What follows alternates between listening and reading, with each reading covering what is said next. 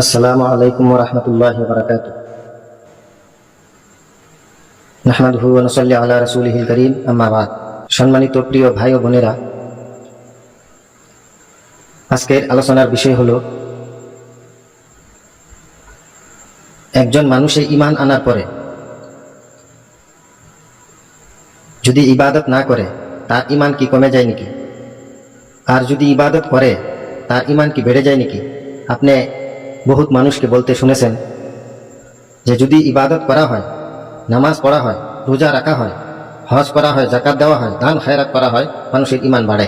আর যদি কোনো মানুষের দান খায়রাত করে না, নামাজ পড়ে না, রোজা রাখে না, হজ করে না, যাকাত দেয় না, সওয়াবের যত কাজ আছে কোনো কাজেই সে করে না, তার ঈমান কমে যায়। এখন প্রশ্ন হলো যে সত্যি কি ইবাদত করলে মানুষের ঈমান বাড়ে, আর ইবাদত ছেড়ে দিলে, ইবাদত না করলে মানুষের ঈমান কমে যায় নাকি? তো মাহতারাম দোস্ত, বুজুর্গ, আজিজ, আল্লাহ পাক রব্বুল আলামিনে যত বস্তুর উপর বিশ্বাস করতে বলেছেন, সমস্ত বস্তুর উপর বিশ্বাস করা এবং পরিপূর্ণ বিশ্বাস করা, 100 থেকে 100% বিশ্বাস করার নাম হলো ঈমান। ইবাদত করার নাম ঈমান না। আপনি যদি 100% বিশ্বাস করেন আপনি মুমিন, আর যদি 99% বিশ্বাস করেন বা 90% বা 80% বিশ্বাস করেন, 20% বিশ্বাস করেন না, তো আপনি মুসলমান না, মুমিন না, আপনি কাফির। এখন যদি আপনি 100 থেকে 99% বিশ্বাস করেন যে আল্লাহ এক, ইবাদতের উপযুক্ত শুধু আল্লাহ, আল্লাহর বাহিরে কাহারও ইবাদত করা যাবে না, এবং বাকি যত বস্তু অর্থাৎ নবীদের উপর বিশ্বাস করা, কিয়ামতের দিনের উপর বিশ্বাস করা, ভালো মন্দ যা কিছু হয় সমস্ত আল্লাহর তরফ থেকে হয়, এবং মৃত্যুর পরে দ্বিতীয়বার জিন্দা করা হবে, সমস্ত বস্তুর উপর আপনি বিশ্বাস করলেন, কিন্তু 100% বিশ্বাস করলেন না, অল্প আপনার সন্দেহ আছে, আপনি মুমিন নয়, আপনি কাফির।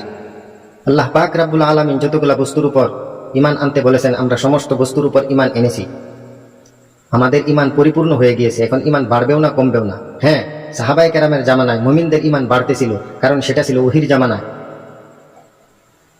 এক সময় একটা ওহী নাজিল হলে সাহাবায়ে কেরাম সেটা সঙ্গে সঙ্গে মেনে নিতেন, পুরাপুরি বিশ্বাস করতেন। আবার আরেক সময় আরেকটা আল্লাহর তরফ থেকে বিধান আসতো, সেটাও সাহাবায়ে কেরাম মেনে নিত।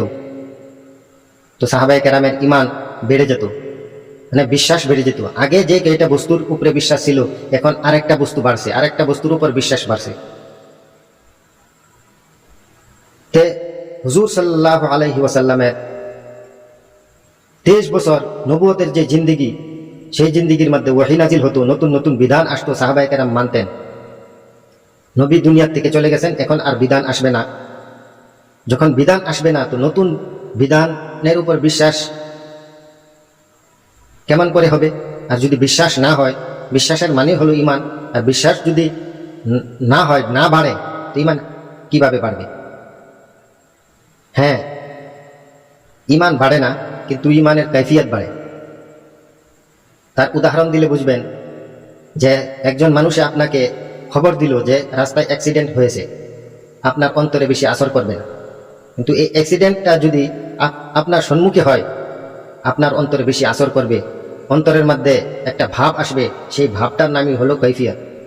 আপনি যদি ইবাদত করেন, নামাজ পড়েন, রোজা রাখেন, হজ করেন, যাকাত দেন, তো আপনার ঈমানের কৈফিয়ত বাড়বে, ঈমান মজবুত হবে, ঈমানের রোশনি, ঈমানের পসর বাড়বে। আর যদি ইবাদত ছেড়ে দেন, আস্তে আস্তে ঈমান কমজোর হয়ে যাবে। তো ঈমান আনার পরে ইবাদত করা জরুরি।